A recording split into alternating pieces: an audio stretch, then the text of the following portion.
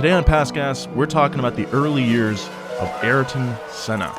You know him as the legendary driver famous for winning multiple Formula One championships in 1988, 1990, and 1991. He won an incredible 41 Grand Prix on 17 different tracks over the course of 9 seasons. You probably also know how the story ends. At the age of 34, while racing at the 1994 San Marino Grand Prix, Senna crashed on lap 7, leaving the track at a speed over 180 miles per hour and slammed into a concrete wall, killing him on impact. The body of Ayrton Senna has begun its final journey home to Brazil. This tragic death cut a storied career short, and much like Kurt Cobain, Heath Ledger, or Tupac, it froze Senna's accomplishments and magnetic personality in amber. Deprived of the slow decline that any great talent at the top of their profession will eventually fall victim to, these names are instead forever frozen in their glory years, and so they remain forever young. Senna is now a legend, but where do legends begin? With an origin story, of course. So what's Senna's version of being bitten by a radioactive spider, finding a weird lamp with a genie, or floating down the Nile in a basket made of reeds? Well, like Spider-Man, Aladdin, or Moses, Senna is mononymous. But before Senna was Senna, his last name wasn't even Senna at all. His parents worried that he was uncoordinated and even had him tested for it. He was born into wealth, but although wealth can definitely give you access to the world of racing, it can't make you fast. And Senna wasn't just fast, he was the fastest. So what was the moment Senna truly became Senna? To answer that, we need to start on March 21st, 1960, the day when in Sao Paulo, Brazil, Ayrton Senna da Silva was born.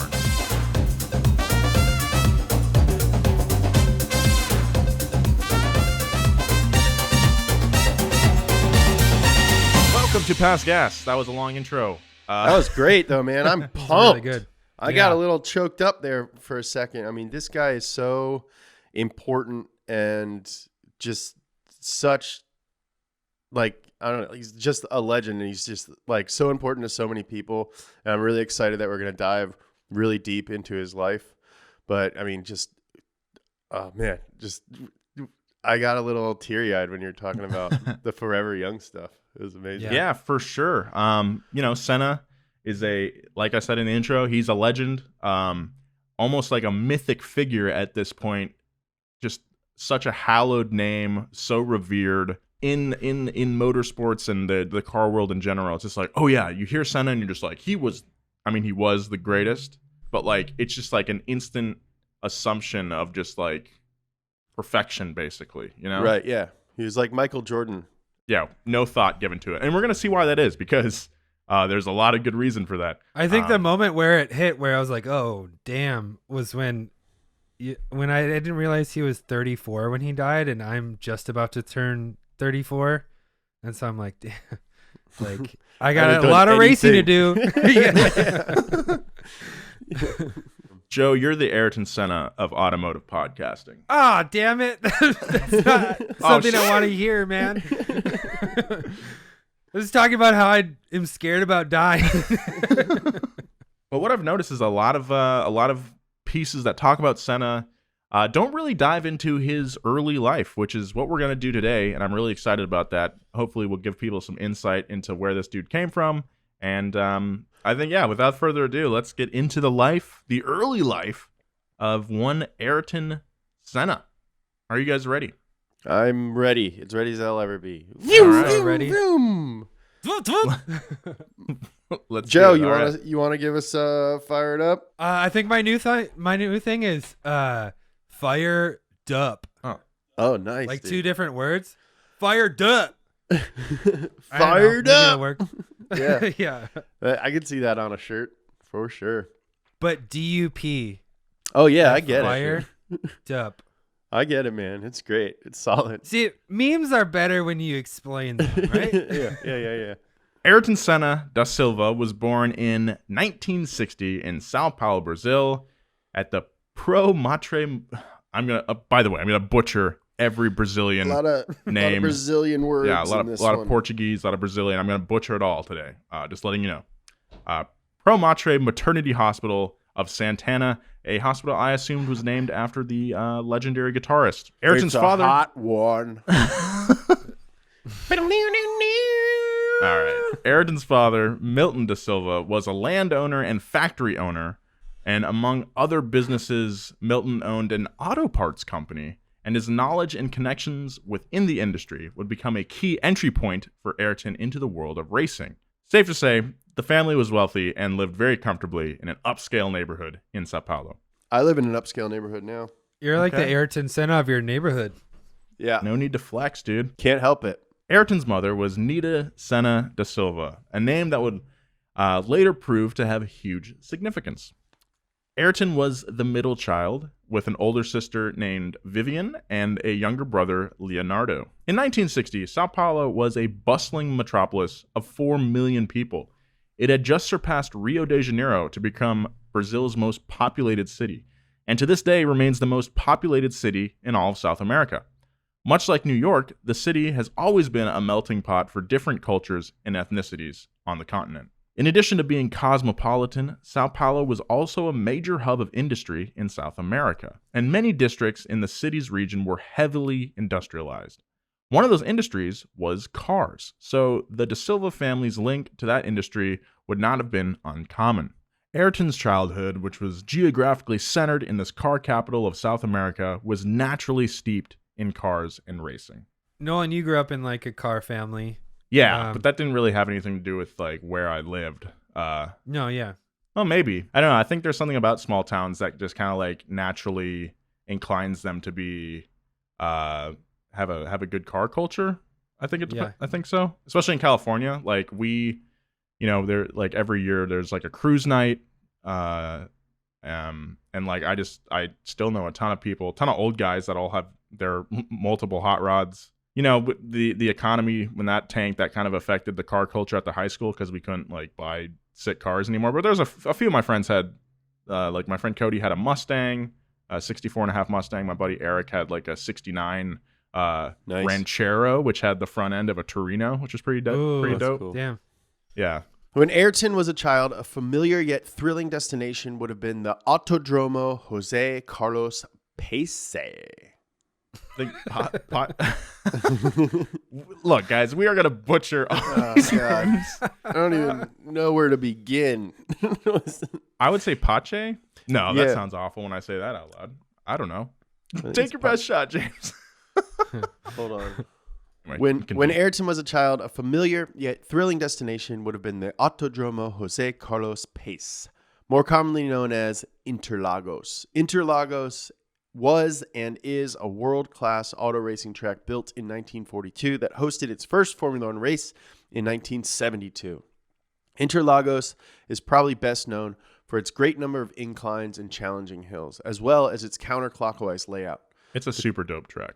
The course now features a karting circuit named after Ayrton Senna, but in the 1960s and 70s of Ayrton's youth, such an honor was just something the boy would dream about. Decades before Ayrton became a legend worthy of naming a track after, Interlagos would play a major role in his development as a racer. At the age of 4, Ayrton was given his first go-kart, which his father had custom built. The kart itself was 1 horsepower with a lawnmower engine and would spark not only a racing career, but a lifelong love of karts. As Ayrton climbed the ranks of racing, he would look back fondly on his karting years. For a racer known for his pure intensity and concentration, perhaps there was something elementally appealing about the relative simplicity of a kart. As a very young child of 3 or 4, Ayrton ironically had issues with balance and motor coordination that led to his parents getting him tested, but no problems were revealed. Interestingly, Ayrton was also left-handed. Well, So he That was must have just been it. clumsy? He was just Yeah, a yeah. clumsy little kid? Just but like clumsy enough that his parents would be like, "We gotta get this kid tested." is he okay? Well, Mr. Da Silva, we didn't find anything wrong with your child. He is left-handed though, so Oh, put him back. Put him back. He's 6. He's not done cooking. While apparently being worrisomely clumsy, he was also very athletic, proving to be very talented at any sport that he put his mind and body to. Clearly, a racer of Ayrton's caliber has to have both incredible physical and mental capabilities. Maybe those early struggles were a symptom of a mind-body connection being uniquely forged in a way that would eventually reveal itself as racing genius. I don't think you can be like dumb and be a really good driver. No way, dude. Those guys are I think so you have to smart. have like a fundamental acceptance of physics and just inherent knowledge of that. Yeah, in like the same way that like I remember this is kind of off track, but in like junior high when we were like learning physics, my teacher, Mr. West, used Tony Hawk as an Mr. example. West? Mr. West, Mr. West, Mr. West. Used Tony Hawk as an example of someone who's like, you know, Tony Hawk is a great skater because he understands physics. Do you guys want to be great skaters? Well, pay attention. I was like, okay, that's a bit of a really stretch. Good in. All If right, I was a cool. teacher, I'd use something like that. Yeah, For sure. Mr. West was really cool.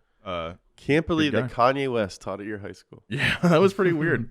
Now, although his father immediately saw Ayrton's potential as a racer, he can't have fully imagined the consequences of that early gift. Much as whoever gave Michael Jordan his first basketball couldn't have imagined he'd one day star in Space Jam, opposite of Bugs Bunny. Yeah, I mean, who could have imagined, right? Speaking of cartoons, an interesting side note to this period in Senna's history is that in 1994, a Brazilian comic book launched called Senina, meaning Little Senna. The character is described as an 8-year-old with unruly hair, a bulbous nose, and red overalls, based on the uniform Senna wore while racing for McLaren. The cartoon launched just months before Senna's death, and after Senna himself was gone, Senina became a massive pop culture phenomenon in Brazil. Other characters within the cartoon, like, and I'm sorry about the pronunciation, Mu Horoi, which translates to my hero, Senina's magical yellow and green talking helmet. Can I Yeah. do all the Brazilian words in this? Sure. Meu herói. That's good, Joe. That's better than mine. Portuguese is such a crazy language because it sounds like a German person speaking Spanish, in my opinion. And some French in there too. Yeah, it's so strange. Meanwhile, at the age of 7, the non-animated, live-action, real Ayrton da Silva was learning to drive a full-size car by driving a Jeep around his family's property. Safe to say he wasn't wearing a magical helmet. During this time, he also learned to change gears without using the clutch, a necessity for racing. And you have to wonder how a 7-year-old could even reach the pedals, but setting a precedent for accomplishment and persistence that would last his entire life, Ayrton found a way. Damn, dude. Wait, but how do Tommy's you fucking switch good gears already. without a clutch? He just matched the revs. Rev match. I've never learned how to do that, Me neither. but it's totally possible. Zach Job can do it. Yeah. Well, I broke Zach Job's car, and he drove it all the way home without using the clutch down PCH with In like traffic. in traffic. It was like the manliest thing damn. I've ever seen. Zach Job is gonna be a great dad. Oh yeah. Oh, yeah. 100%. I want him to be my dad. By the time he was 9, Ayrton competed in his first kart race. As luck would have it, he drew his first pole position as well, a fortuitous sign of things to come. The race was held in a parking lot in a Sao Paulo neighborhood of Campinas, with many of the drivers being twice Ayrton's age. Can you imagine being 18 years old and then losing pole position to a 9-year-old? Yeah. Ayrton would lead much of the race before flipping the kart with 3 laps to go and failing to finish. That sucks. Dude, Damn. Joe, did you go to a kart track recently? Not recently, but like... We went with the Donut. Oh, yeah. No, I'm talking like... Did you ever go to the gas karts, though? Out at I went Calspeed? down in Fontana. Yeah. Dude, I I went there like sometime last year and just got my ass kicked by these kids. Yeah. There's some like kids that go there every weekend that are just insane. And Jeremiah is so good at karting. Like the Really? gas kart specifically. Jeremiah 'cause has it all, dude. Jeremiah Burton, host of Bumper to Bumper on Donut Media YouTube channel. Yeah, you might remember him from our PT Cruiser series that we did on this show. By the way, in case you're imagining one of these karts like something you drive at your local amusement park, that's not what these things were. Racing karts at the time were extremely lightweight, little more than 100 pounds, and employed hydraulic disc brakes and could reach speeds of up to 60 miles per hour. Nowadays, they're even faster. It's crazy. Interestingly enough, the kart that Ayrton raced in at the time was once owned by Emerson Fittipaldi, a name that was already legendary in Brazilian motorsports. He had won the F1 World Championship for Lotus in 1972 while Ayrton was a child, and the 1974 championship for McLaren. Later, he would switch to North American IndyCar racing and win the Indy 500 twice. So was his kart like decades old, or was it he just a tiny guy that had a little kart and he was like, here's my kart? I mean, it was probably old, but also kart design hasn't really, I mean, it's changed a lot. Like, you wouldn't want to race a kart from the 60s or 70s today, but like the fundamentals are still there where, I mean, it's Ayrton's first kart. He's not going to have the best one out there, but he can still be competitive if he's good enough, which he was. If that makes sense. Cool. Yeah. You have to imagine that Fittipaldi loomed larger than life for Ayrton as he was racing as a kid. For a comparison, the age difference between Ayrton and Fittipaldi was 14 years, almost exactly the same age difference as Michael Jordan and Kobe Bryant. And much like that relationship, what started as mere inspiration would later turn into direct influence, a connection which we'll explore later in the episode. At the age of 13, Ayrton competed in his first sanctioned event, which took place at the Interlagos go-kart track, racing against older boys in their late teens. Again, he would start on pole position, and this time Ayrton would win that race on the track that would later one day be renamed the Kartodromo Ayrton Senna. So That's so cool. yeah, so for the first 4 years of his life, he was parking lot tracks, which is pretty sick. But now he's getting those points. He's in a series, His number for that race was 42, which in Japanese culture is considered unlucky because the number in Japanese sounds like the word for dying. Don't laugh. On a lighter note, it's also the answer to the ultimate question of life, the universe, and everything, according to Douglas Adams in the Hitchhiker's Guide to the Universe? The Galaxy. Galaxy. Thank you. For the time being, Ayrton continued to race in go-kart championships, winning 6 championships across South America. He proved to be a dominant racer. For instance, in the Sao Paulo go-kart championship, he won 5 out of 10 races and placed second in 3 of the remaining 5 contests. As a teenager, he studied at the Colegio Rio Branco. He studied at the Colegio Rio Branco, studying physics, math, chemistry, and English. He was apparently a below-average student with grades averaging 68%. But you have to imagine his mind was always elsewhere. I'm talking about on the track. Despite his poor grades, nearly everyone who met Ayrton would describe him as extremely intelligent. Yeah, I relate to that. I was a C student. I was a D- student. Oh man, I was barely there. In high school, I definitely did not take it very seriously, which is stupid because looking back on the work they give you in high school, it's that is so easy. It's so easy compared to stuff you have to do later in college. Yeah. If Jim had 6 watermelons and I'm like, oh, what is this? My senior year of high school, they gave me a new locker and I forgot the combination. And so I just never went to it the entire year and all my books were in it. My high school, we had lockers, but they didn't let us use them.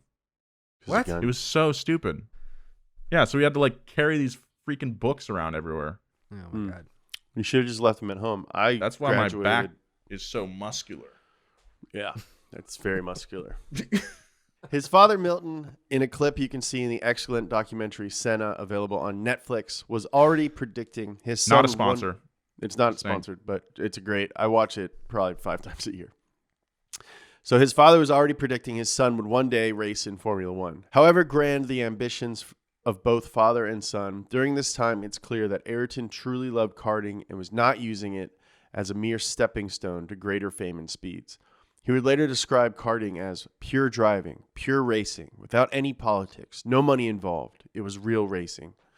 Kart racing was to Ayrton what Hamburg was to the Beatles, or who are overrated, and what that Swiss patent office was to Einstein, a safe and early pasture to explore and refine his talent before progressing to a career under the spotlight. I saw one of the coolest pictures of Einstein I've ever seen. He's got his tongue out and he looks crazy. He looks like he's partying. And dude. honestly, I want to get a poster of it and put it up in my room. Yeah, man. It's like, I like that poster. I know which one you're talking about. It's great. It's so cool because he does look like he's partying. It's so cool, that poster, because, we all know Einstein's smart. Yeah. Right. Right. Yeah. That's a like- given. Yeah. Yeah, like when someone does something stupid, like we say, way to go, Einstein, because it's like a joke, because I he thought was that so that smart. was actually like a way to call people smart. Is No. The People opposite? have been saying, way to go, Einstein, to you. Oh They're my like, God. yeah, man, I'm sorry to tell you. But he's so smart. But then in that picture, he looks like he's partying and he looks crazy. And I mean, it's just, the dichotomy is amazing. And I love it so much. The duality of man sure is an enigma, I will Yeah. say. Yeah. That's why I got that picture full back tattoo. Like Roger Stone. Yeah. I have a Good Roger Lord. Stone on my back, a big face of Roger Stone. Yeah, I hope you did you make sure the sunglasses looked really small on his face for some reason? Yeah, they look like little pogs on his eyes.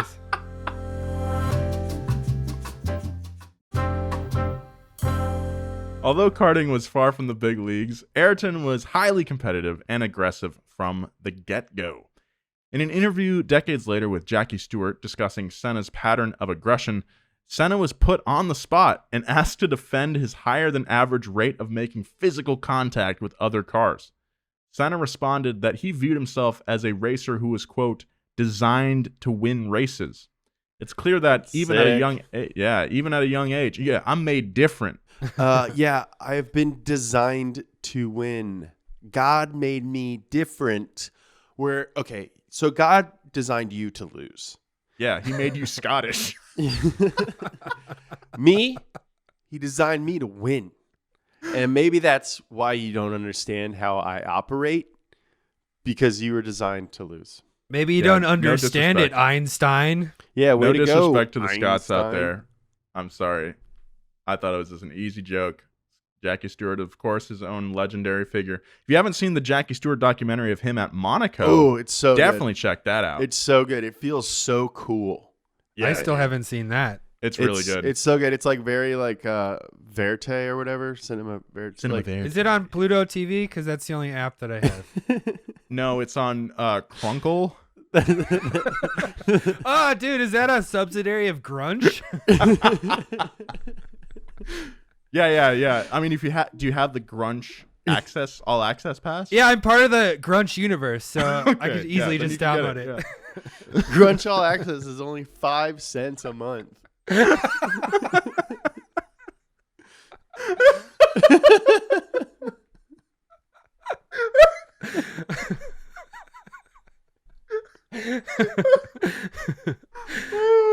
I'm crying.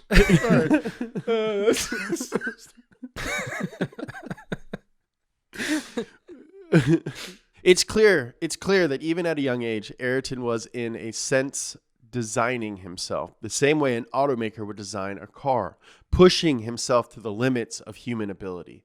While many people who watched Ayrton race in those days would recognize his potential to push himself and achieve greatness, his success was anything but a sure thing. Racing is incredibly competitive, and the pressure and burnout is constant and intense. So while what came next for Ayrton now seems predestined, at the time it was anything but. If you recall, Emerson Fittipaldi had already played a role once in Ayrton's career when Ayrton inherited his kart. Fittipaldi already knew Ayrton's father, Milton, as a wealthy businessman active in the industry of Sao Paulo, but hadn't met Ayrton yet, although he had heard about the young racer's early successes on the track. One day at Interlagos, Milton and Ayrton watched Fittipaldi testing cars on the track. After the test, Milton approached Fittipaldi and asked him for advice on guiding Ayrton's budding racing career. Fittipaldi advised him to contact Ralph Furman, the founder of Van Diemen, the manufacturer of Formula Ford cars located in Norfolk, England. Fittipaldi's advice came from experience. In the late 60s, he himself had crossed the Atlantic to race for Van Diemen. He clearly saw Ayrton as someone who could literally follow in his footsteps, and his advice could be summed up as, just do what I did. Milton. It's easy. Just do it. Just do what I did. Milton and his son would follow up on the lead, and Demon would offer Ayrton a spot. However, in 1980, Ayrton declined the offer. Ayrton continued to kart race, and the next year, Demon would offer him the same opportunity. So in 1981, at the age of 20, Ayrton made a pivotal decision. He had both dominated and outgrown the world of South American kart racing. He decided to travel to Europe to compete for the first time outside of Brazil. It was a huge choice.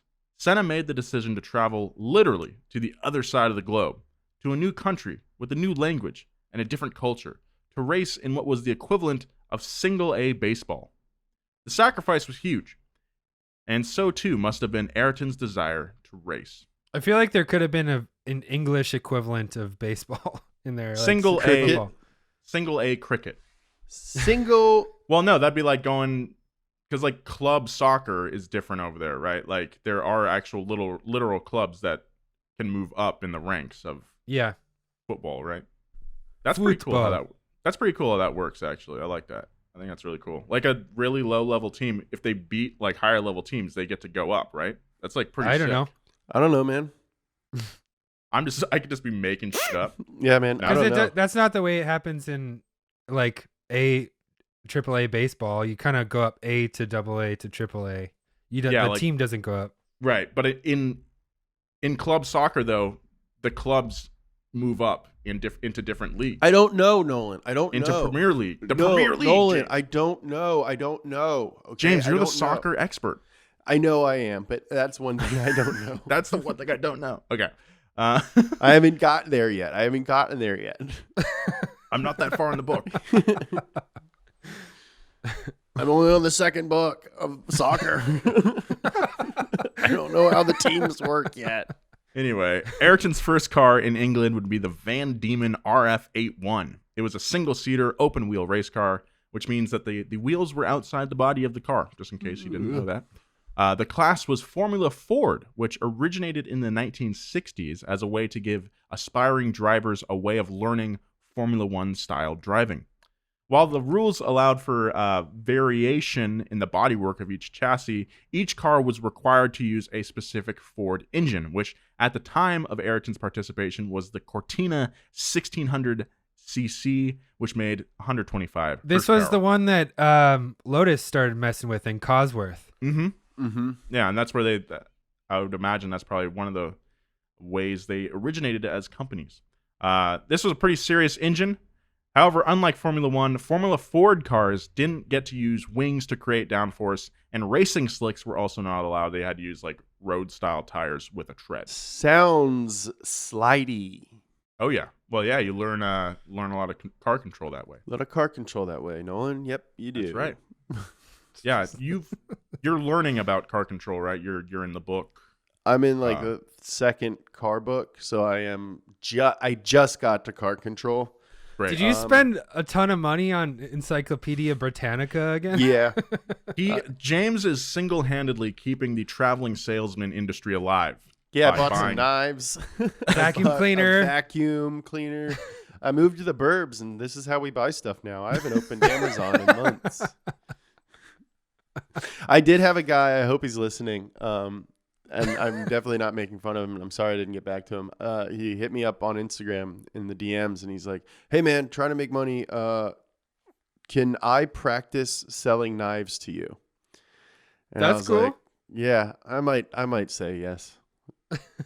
I don't know. I think that's pretty cool. That would be like a really good sales tactic too. Like, I don't know what I'm doing, and then he like before you know it, you have a whole set of knives. Yeah, you're just like, hey, like I know we're just like practicing, but like, are those knives pretty good? And then he's like, actually, yeah, they are. And then Casey's like, why do we have so many knives? I don't know, babe. I think I got tricked. Why are they all neon green with radioactive symbols on them? And well, look, you can cut through a can with it. Why are we cutting through cans? I actually could use some new knives. Well, I guess that guy hit up the right person. He hasn't even talked to me. All right, got me. What a galoop. What a big James, you big galoot. All right. Ayrton's first Formula Ford race took place at Brands Hatch. Brands Hatch. Brands Hatch. I would love to go to Brands Hatch. It looks sick. Ayrton, still going as Ayrton da Silva, was driving the previous year's car since a 1981 model was not yet available to him. He was the low man on the totem pole, after all. He placed 5th, however. The next week, racing at Thruxton. British places have the best, but also weirdest names. That's like a Triumph motorcycle model, right? Yeah, I think so. Thruxton. He placed 3rd. He got on that podium. The next week, again at Brands Hatch, he won with a 9-second margin of victory over 2 heats. To this day, Ralph Furman still displays the laurel, the wreath that Ayrton won that day at Van Diemen headquarters, which is really cool. 9 seconds is a gap. Yeah, dude. Especially in a spec class like that. That's pretty impressive. That's called driving, baby. Yeah, that's chapter 1. That's chapter 1 in the book of Britannica. Even before Ayrton arrived, Diemen was considered the best team in Formula Ford. They had a habit of recruiting South American racers, including, as you may recall, Emerson Fittipaldi. Other Diemen racers included Argentine Enrique Kike Mansilla and Brazilians Roberto Moreno and Raul Bocel. Ayrton fit right in. In his first year of competition, he raced 20 times and placed first an incredibly dominant 12 times. That's Apparently, crazy. Damn. The adjustment from karting to a much more powerful, heavier car was simply not an issue for our boy. Despite his early dominance, there were signs that Ayrton was not fully convinced of his future. After the season, he decided to retire from Formula Ford and move back to Brazil to work for his father and his many businesses. It's hard to know whether he was homesick or truly doubting his future as a racer. The latter is harder to believe, as before he left England, Ayrton was offered a 10,000-pound contract to race in Formula Ford 2000, the next highest class that racers progressed through. Hey, man, I get it. He's a little homesick. I get it, man. For his country, the whole ocean away. And Brazil's a poppin' place. It's warm. You know, it's got a lot of culture that's very different than, England. I wonder if it was like The food's probably way better. If he didn't grow up in such a wealthy family, like would that 10,000-pound contract, like anyone else would have jumped on that right away, probably, right? I would imagine so, yeah. Yeah. Another factor in his decision to depart from England was likely Ayrton's short-lived marriage to Lilian de Vasconcelos Souza. The two had known each other since childhood in Brazil and married in 1981. However, Vasconcelos apparently couldn't adapt to life in England. They divorced in 1982, the same year Ayrton temporarily moved back to Brazil. Their marriage would last a mere 8 months. Of the relationship, Vasconcelos would later say, "I was his second passion. His first passion was racing. There was nothing more important in the world to him. Not family, not wife, nothing." Ayrton would never have children, and for the rest of his life, his relationships with women appeared to be short-lived and superficial. He's married to the game, dude. Yeah, dude. An interview with Playboy Brazil from 1990 provides salacious insight into young Ayrton's relationships with the ladies. Ayrton divulged that his first time sleeping with a woman was at the age of 13 at a club in downtown Sao Paulo. In Ayrton's words, "I was very small at the time, so they didn't let me in. Suddenly, I saw that a big, really, really big woman goes in. She was blonde and a prostitute. Later, of course, I realized that it had nothing to do with what is important, but at the time, it was good." Wow. Returning again to 1982, a newly divorced Ayrton took the Formula Ford 2000 job offer and returned to England, but not before making one extremely significant change. Until that point, Ayrton had gone by his birth name, Ayrton da Silva. However, da Silva was one of the most common Brazilian last names, and there were so many other racers who shared it with Ayrton, causing confusion as his profile rose. Silva, passing up Silva on the inside. Silva, coming on the outside. Silva. Ayrton decided to go by his mother's name as he returned to racing, and from that point became forever known to the world as Ayrton Senna. Dude, it's like Hell yeah. Batman. So now that Ayrton was finally Senna, he would waste no time in progressing towards F1. In 1982, at 22 years old, he moved up to the higher class Formula Ford 2000, in which the cars had slick tires and front and rear wings. In his first 6 races of the season, he had pole position and fastest lap for every race. He also won every single race. For the season, he topped his performance of the previous year, scoring 22 wins over 28 races. If this was baseball, Senna would be batting .780. All these achievements set new records for Formula Ford 2000. And at the end of the season, Senna would be the champion of both the European and British FF 2000 series. But Nice. what's the cricket equivalent? That's like winning at least 12 out of 14 Squimmer Bowls. And hitting 6 wickets with your wacky doodle. Yeah. Senna was being seriously looked at by Formula One teams. However, he wasn't quite ready for the big show. There was one last intermediate league in which he wanted to prove himself. Formula 3.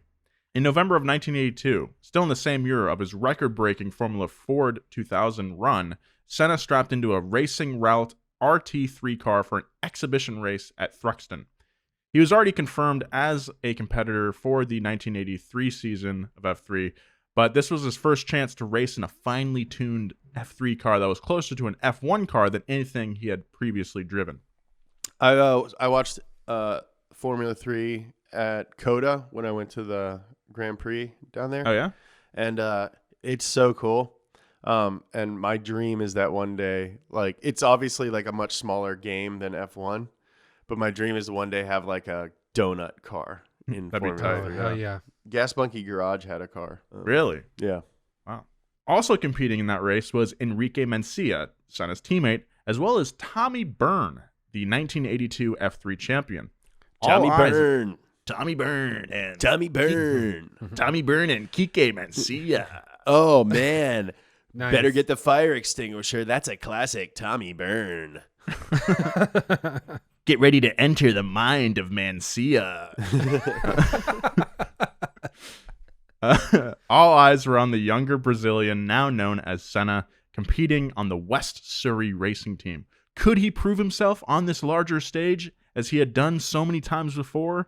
The answer, well, that's an emphatic yes. Yes! Thruxton had hosted the British Formula 3 Championship 3 weeks earlier, and in securing the pole position for this exhibition race, Senna posted a qualifying time that was faster than the best time scored during any lap of the championship. Wow. Holy moly. Ayrton would go on to utterly dominate the race, winning by a whopping 13 seconds. Oh, my God. Yeah, you know, Get this guy a freaking beige khakis because he's gapping people. like you hear so often, like, you know, like Michael Jordan didn't make his high school basketball team, and, you know, like people really struggling at the beginning of their careers before they get good. It's basically like all the stories your dad tells you when you like suck at a sport. Like Senna didn't have any of that. He just shows up and it's like, yeah, I'm the best. I'm just really, really, really good out of the box. I was designed. I'm made better. I'm different. Yeah. So many of our favorite sports and racing stories are that of the underdog. But from the beginning, Senna's story was not going to fit into an underdog narrative. Instead, to this point in his career, he was the phenom, dominating in whatever arena he entered. Senna was never David. He was always Goliath. However, British F3 would increase pressure on Senna as a driver, and as his competition stiffened, the league would give him his first truly challenging rivalry since arriving in Europe. In F3, Senna's strategy was simple. Drive fast, take the lead, keep it up. In the spring of That's great. That's a great strategy. That's a really good strategy. I mean, if you want to win a race, it's pretty good. In the spring of 1983, as the F3 season began, this strategy would prove to be effective. Senna won in Silverstone on March 6th, Thruxton March 13th, Silverstone again on March 20th, Donington Park March 27th. Again and again he would win, winning the first 9 out of 9 of the championship series races in absolutely dominant fashion. It wasn't until the 10th race of the season, again at Silverstone, that Senna would begin to experience adversity. Senna had insisted on a harder, less grippy set of tires than what technicians had advised, hoping to gain an edge by avoiding any tire changes later on. But on the 6th lap, Senna spun out, eventually re-entering the race in 9th place. He managed to overtake 2 racers, but then again flew off track on the 7th lap, forcing him to retire. The race was won by British-born Martin Brundle. Brundle. Brundle. Well, now Brundle is now a commentator for the races. I think at least on NBC. Brundle was David, the underdog story that Senna never fit into. British-born, he had grown up racing on grass tracks before progressing to hot rod racing. Unlike Senna, he never raced karts, making him an unlikely fit for Formula-style racing. Also unlike Senna, Brundle saw himself as a hobby racer who had achieved unlikely success and never imagined an eventual path to Formula One. If Senna could always find ways to personally excel, Martin Brundle's 1983 performance also showed that Senna could also push other racers to new levels of accomplishment as well. After his win at Silverstone, Brundle went on a hot streak, winning 3 races in a row. Meanwhile, Senna struggled, winning only 2 out of 10 races as the end of the season loomed. Senna would crash 3 times in 6 races, each time as he tried and failed to overtake Brundle. In points, his lead over Brundle, dominant in the first half of the season, started to dwindle and then disappeared. In the 3 races leading up to the final, Brundle won every single one of them. With the points nearly tied, the final race at Thruxton would decide the championship. Dang, okay. The race would prove to be somewhat anticlimactic. Senna would put in scorching qualifying times and take pole position. He got out to an early lead, and as described by a local newspaper, the Brazilian quite simply buckled straight down to the job and began to pull away in a relaxed fashion. Bothered by nothing mechanical or human, Senna swiftly vanished into the blue yonder. Sometimes Goliath wins. That's a really good quote. That's a sick quote. I love it. Yeah. Interestingly enough, Irene Ambrose, one of the owners of the West Surrey racing team, the team that Senna competed Sounds for, like a real tough bird. recalled a somewhat dubious tactic for that final race. As part of their strategy to take the lead early, Senna's team placed tape on top of the car's oil radiator outlet before the start of the race. This caused the oil to heat up to its ideal temperature at a faster rate because it's not cycling through that radiator. A few laps into the race, Senna loosened his seatbelt, reached back, and tore the tape away to prevent the engine from overheating. Whoa. Yeah, looking away from the track for a second, he nearly lost control of the car but steadied himself, and the ploy apparently worked because he won. Sounds like a needlessly risky thing to do. Yeah. Yeah. It sounds like the tire thing too. He was like, yeah, 13 seconds is a good gap, but I'd love to have 20 seconds. Like he's just kind of getting greedy. I think, yeah, I mean, he's all about just the domination, just like winning by the largest margin possible. Yeah, anything you can do. Like domination is made up of like a bunch of little things. For sure. The oil cooler story is revealing in a few ways. Clearly, Senna was highly competitive, obviously, and always looking for ways to dominate, like we said. To do so, he was willing to take risks and think in unconventional ways. As seen from both the tape incident and his higher than usual rate of wipeouts, Senna was comfortable with those risks, occasionally elevating to the level of real danger. While the tape anecdote must have been amusing at the time, it's hard not to look back on it in a different light now, knowing what Senna's fate would be 11 short years later. By 1983, it was clear that Senna's ascent through the ranks of racing wouldn't end with Formula 3. In addition to winning the British Formula 3 Championship, Senna also took first in the 1983 Macau Grand Prix of Formula 3. It was the 30th Macau Grand Prix to be raced on the narrow streets of the Chinese city, with some sections of the track no more than 7 meters wide. If you guys have never seen footage of the Macau Grand Prix, every year, they should stop running it, honestly, because every year there's a huge crash. It's not a F1 race anymore, it's a touring car thing, but it's just so stupid. This race would mark Senna's memorable first encounter with Gerhard Berger, the Austrian who would become Senna's teammate at McLaren and a close personal friend. Although Senna had the fastest lap, there was a recording error and Berger was awarded the fastest lap trophy. According to Berger, their first conversation occurred when a very serious Senna approached Berger at an after party to tell him that the award rightfully belonged to him. Even in the ultra-competitive world of auto racing, Senna was building a reputation for taking competition to another level of intensity. 1983 was an eventful year for Senna. While the F3 season was still underway, he had his first drive for a Formula One team in July, testing for British team Williams. Another great documentary, the Williams documentary. Check that out. Strapped into the car, Senna remarked, "I think God is giving me a gift that I've been waiting for a long time." Sick. After taking to the track, Senna accustomed himself quickly, setting a lap time a full second faster than the Williams team driver, Keke Rosberg. Both sides of the negotiation played coy. With Williams expressing hesitation about signing a rookie, Senna went on to test for McLaren and the much smaller Toleman team, but still no deal was reached with any of the teams. For his part, Senna was reluctant to commit to a long-term contract, correctly assuming that his value as an F1 driver would skyrocket after a year or two of experience. That's called really confidence, smart. dude. Yeah, dude. Because there are a lot of like F2 and F3 drivers that come up to F1 and they just totally blow it because they're just not at that level. But he's just like, I want a good spot, man. Yeah. I want a good spot, man.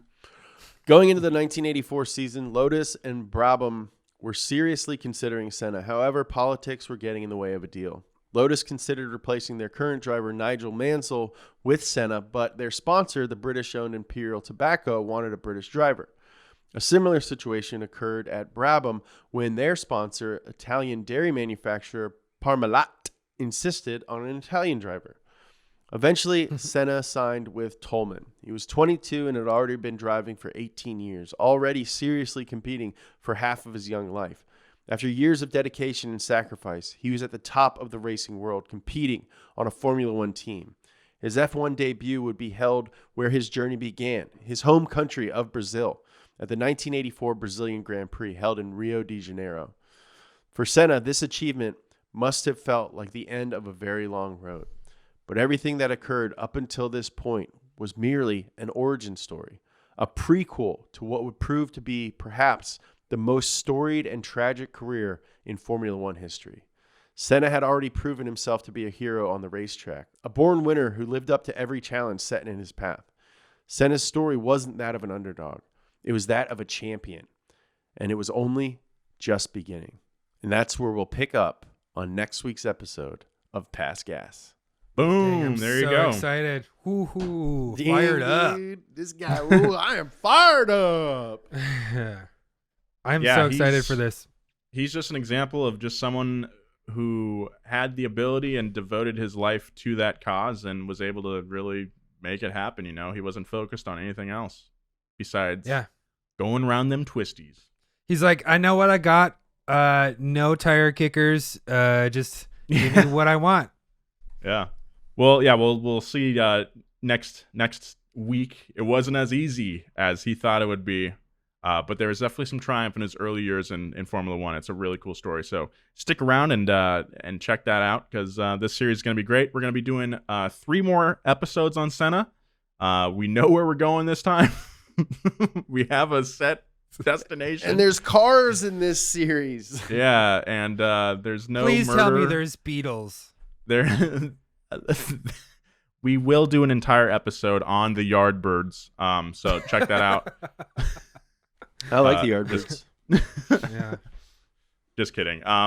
Yeah, this is gonna be a great series and I'm really excited, and I think this is something that a lot of people have been asking for a while, and it felt right to do it. So I hope you guys enjoyed that episode. Follow us. Follow Donut if you haven't watched our YouTube channel. I think you'd really like it if you enjoyed this episode of Pass Gas. We are at Donut Media on YouTube. If you want to watch us do this from the comfort of your couch or your TV, check out Donut Podcasts, our second channel. Follow James on Twitter and Instagram at James Pumphrey, and follow Joe at Joe G. Weber. Very funny boys over there. Follow me, not so funny boy, at Nolan J. Sykes. You're so funny, dude. You know You're so you're funny. funny. Come on. I wish I was better at Twitter though. Some people are so. Some people are freaking good at Twitter's hard.